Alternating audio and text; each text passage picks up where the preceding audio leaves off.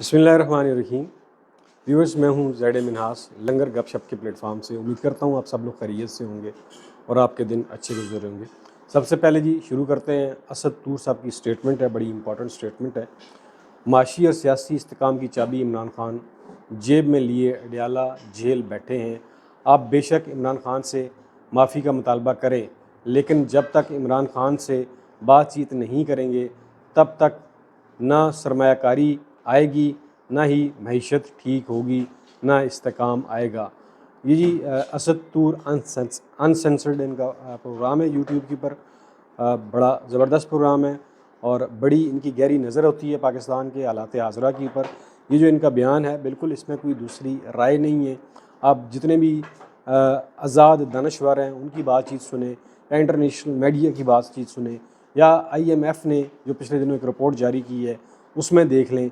सब यही कह रहे हैं कि जब तक आप PTI को सियासी दायरे में नहीं लेकर आएंगे, जब तक उनसे आप बातचीत नहीं करेंगे, पाकिस्तान में तरक्की नहीं हो सकती, माशी इस्तेकाम नहीं आ सकता, सियासी इस्तेकाम नहीं आ सकता। लेकिन इमरान खान से सब डरते किस बात के ऊपर है जी? एक ही बात है, इमरान खान का एक ही बयानिया है, करप्शन फ्री पाकिस्तान। जी हाँ, करप्शन के ऊपर इमरान खान कहते हैं जी ज़ीरो टॉलरेंस है। वेयर एज़ ये जितने भी सियासी टोले इस वक्त गवर्नमेंट हैं, ये सर से लेकर पाँव तक करप्शन में डूबे हुए हैं।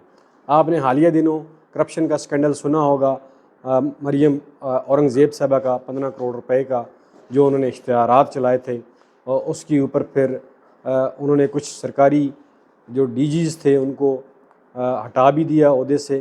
तो इस तरह के करप्शन के स्कैंडल, फिर जो गंदम का करप्शन का स्कैंडल आपके सामने आया है, जिसमें अनवारुल्लाह काकड़ साहब का नाम लिया जा रहा है, वो इन्वाल्व है, निगरान इन्वाल्व हैं। फिर जब काकड़ साहब ने जनाब हनीफ अब्बासी साहब को करारा जवाब दिया कि अगर आपने इसके ऊपर बात की तो मैं बता दूंगा कि ये 47 फार्म वाली हुकूमत है, तो उसके बाद आपने देखा होगा कि इस मामले के ऊपर मट्टी पाव वाला मामला हो गया, जिसके ऊपर ना आपको नेशनल TV के ऊपर बात होती हुई नज़र आएगी, ना ही आपको प्राइवेट TV चैनल्स के ऊपर ये ख़बर चलती हुई या इसके ऊपर डिस्कशन होती हुई नज़र आएगी। लेकिन जो आज़ाद दानिश्वर हैं, जो आज़ाद मीडिया है, इसके ऊपर बात कर रहा है। ये तो इस हुकूमत की बात है कि अभी आए हुए जुमा 8 दिन नहीं हुए और करप्शन के किस्से हर एक की ज़बान के ऊपर आम हो रहे हैं। इसके अलावा सिंध में जो गंदम का स्कैंडल निकला, 4000 टन गंदम में जो खुर्द बुर्द की, जो अफ़गानिस्तान चमन के रास्ते इन्होंने स्मगल की, महंगे दामों बेची, और सिंधी बेचारे जो हैं वो आटे को तरस रहे हैं। मेरे ख्याल वहाँ पे 5500 पहले मन था आटा, अभी मेरे ख्याल में 10,000 रुपये मन भी नहीं मिल रहा। ये हालात तो वहाँ के हैं। तो हमारे अदारे और हमारे सियासतदान कहते हैं जी कि एहतसाब नहीं होना चाहिए, नैब को ख़त्म कर दें। वैसे ही इन्होंने नैब के पर तो वैसे ही इन्होंने काट दिए हैं। नैब अब किसी के ख़िलाफ़ कोई कार्रवाई तो कर नहीं सकता, और दूसरी तरफ जाले जो हैं वो सदर बने हुए हैं, और कोई भी केस नैब में जाता है तो वो पहले ही इस्तिस्ना के लिए एप्लीकेशन दे देते हैं, जी सदर हैं, ज़्यादा केस चल नहीं सकता। जब आप ऐसे करेंगे तो आवाम क्या आपको वोट देगी? आवाम आपके साथ हमदर्दी रखेगी?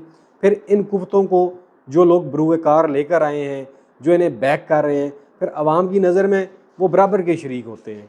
ये पता नहीं हमारी जो मुक़्तदरा हल्के हैं उन्हें ये बात क्यों नहीं समझ आ रही कि आप आवाम के अगर हमायत चाहते हैं, आवाम के दिलों में आप अपना प्यार और मोहब्बत देखना चाहते हैं, तो आपको आवाम की नब्ज़ के ऊपर हाथ रखना पड़ेगा।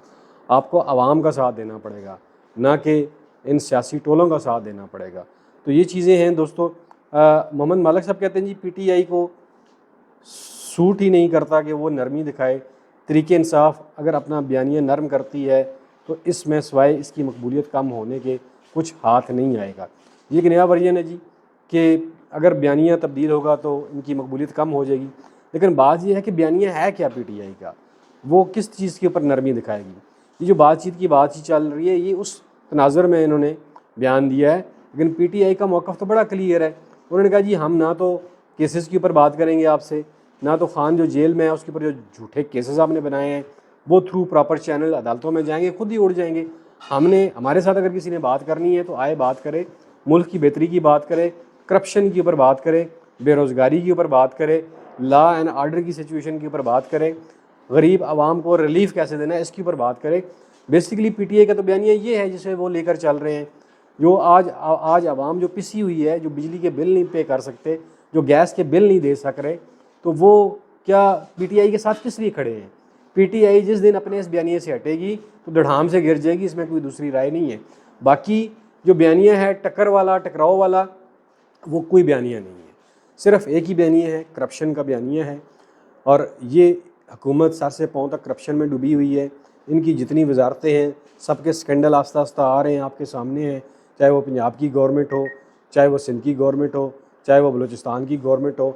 और उधर बलूचिस्तान के हालात आपके सामने, चमन बॉर्डर में क्या हो रहा है, वहाँ पे दफ्तरों को ताले लगे हुए हैं, बैंकों को ताले लगे हुए हैं, वहाँ जो अवाम एहतजाज कर रही है। सरकारी जितने अदारे हैं चमन बॉर्डर के ऊपर आप जाके देखें, BBC की रिपोर्ट पढ़ें, वहाँ लोगों ने ताले लगाए हुए हैं, मुज़ाकरात कामयाब नहीं हो रहे। ये सूरत हाल आपको कहीं मीडिया के ऊपर नहीं दिखाई जाएगी कि वहाँ पे बलूचिस्तान में इस वक्त क्या सिचुएशन चल रही है। वहाँ पे पिछले 5-7 दिन से लोगों ने हड़ताल कर रखी है, लेकिन किसी को फ़र्क नहीं पड़ता। यहाँ पे जो अफगान ट्रांजिट ट्रेड है 5 दिन से बंद है, किसी को फ़र्क नहीं पड़ता वहाँ पे। तो ये सारी चीज़ें हैं, लेकिन ये मीडिया, ये जो मीडिया है, ये चीज़ें दिखाने की ज़रूरत ही नहीं कर सकता, ना ही दिखाता है, क्योंकि ये दिखाने से गवर्नमेंट की कली खुल जाती है, हमारे सिक्योरिटी अदारों की कली खुल जाती है। और फिर आप शुमाली वज़ीरिस्तान में जाके देख लें कि वहाँ पे क्या सूरत हाल है।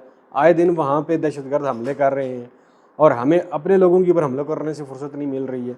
ये सारी सूरत हाल है जी। चीफ जस्टिस साहब के 165 दिन रह गए हैं जी, अल्लाह खैर करे।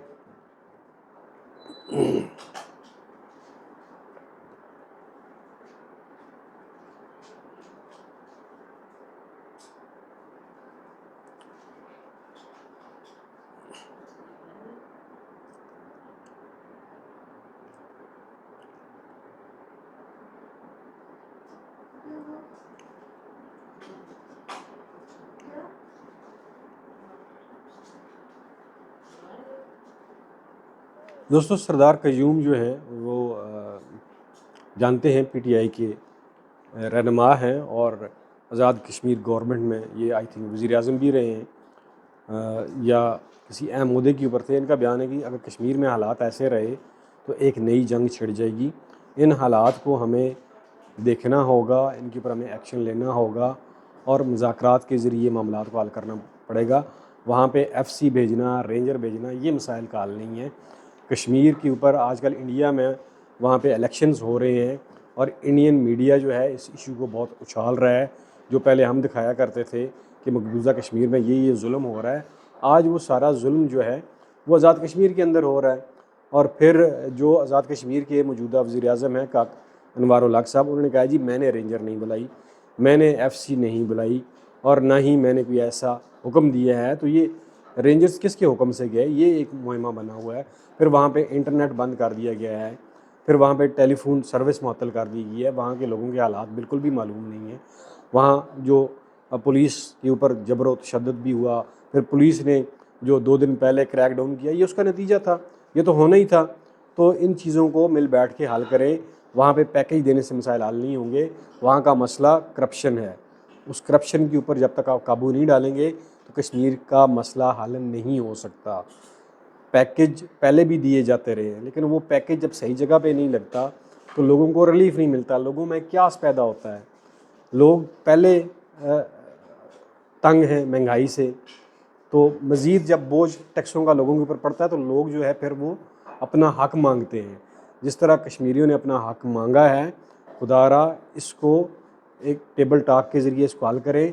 वहाँ की जो मशीनरी है, वहाँ के जो करप्ट लोग हैं, उनके ऊपर एक्शन लें, उनको एहतसाब के कटहरे में लेकर आएँ और लोगों का पैसा सही जगह पे लगे। इस चीज़ को आप बिल्कुल जब तक तयन नहीं करेंगे तब तक कश्मीर में अमन नहीं हो सकता।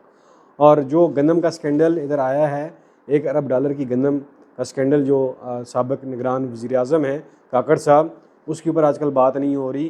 वज़ीर आज़म साहब ने ये किया कि पास्को के DG को मुअत्तल कर दिया है। आखिर में तलवार जो गिरती है वो नीचे वालों के ऊपर ही गिरती है। तो ये देख लें कि जो इंपोर्ट करने वाले हैं, जिन्होंने फ़ैसला किया, उन्हें कोई पूछ नहीं रहा। जो मुलाजमीन हैं वहाँ के, वो तो बेचारे गूंगे होते हैं, जो आप उनको कहेंगे वो वही मानेंगे।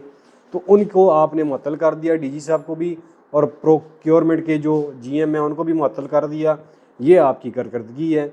आपकी इतनी ज़रूरत नहीं है कि आप काकड़ साहब से पूछें, हाँ भाई जब पाकिस्तान में फसल उतर रही थी, आपको पता था, तो फिर आपने $1 अरब की गंदम क्यों इंपोर्ट की है, वो भी यूक्रेन से हथियारों के बदले में। तो ये सारी चीज़ें कौन पूछेगा?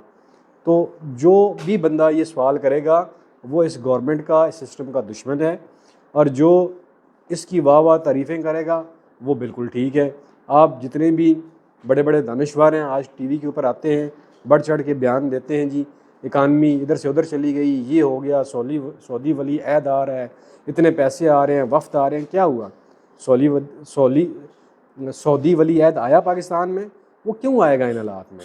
जब उसे पता है कि यहाँ पे करप्ट हुकूमत है, यहाँ की आवाम उससे तंग है, तो वो आके अपना नाम क्यों ख़राब करेगा? यहाँ पे जो यहाँ पे वफूद आए वो बग़ैर कोई एलामिया जारी किए, बग़ैर कोई चीज़ किए वापस चले गए। ये तो कह रहे थे कि हम 100-200 अरब डॉलर की सरमायाकारी आ रही है, टका भी नहीं आया। दोस्तों, सरमायाकारी तब आती है जब आपके पास निज़ाम मौजूद हो, जब आपके पास लोग मौजूद हों, जब माशरे में करप्शन ना हो, तब लोग आपके ऊपर ट्रस्ट करते हैं। जब ये इन चीज़ों का जब डेफिसिट होता है ना, तो कोई भी आपका कितना ही बड़ा दोस्त क्यों ना हो, वो आपको पैसे कभी भी नहीं देगा। तो यही हालात हैं पाकिस्तान के भी। दोस्तों, उम्मीद करता हूँ ये वीडियो आपको पसंद आएगी। आखिर में अपना और अपने प्यारों का ख्याल रखिएगा। मुझे दीजिए इजाज़त। पाकिस्तान जिंदाबाद।